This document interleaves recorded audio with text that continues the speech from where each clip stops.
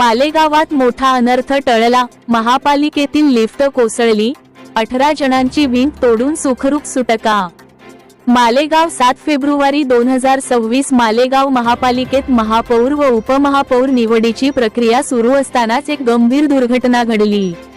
महापालिका इमारतीच्या 4थ्या मजल्यावरून 18 प्रवाशांसह असलेली लिफ्ट अचानक खाली कोसळली। सुदैवाने ही लिफ्ट तळमजल्यापर्यंत न जाता पहिल्या मजल्यावर अडकली, त्यामुळे मोठा अनर्थ टळला। या घटनेत अडकलेल्या 18 जणांची भिंत तोडून सुखरूप सुटका करण्यात आली। शनिवारी महापालिकेत नूतन पदाधिकाऱ्यांच्या निवडीचा उत्साह असताना ही घटना घडली।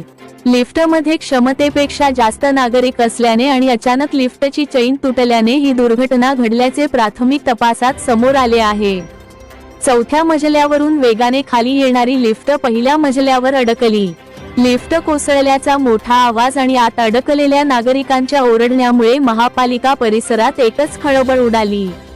घटनेची माहिती मिळताच अग्निशमन दल व पोलिसांनी तातडीने घटनास्थळी धाव घेतली।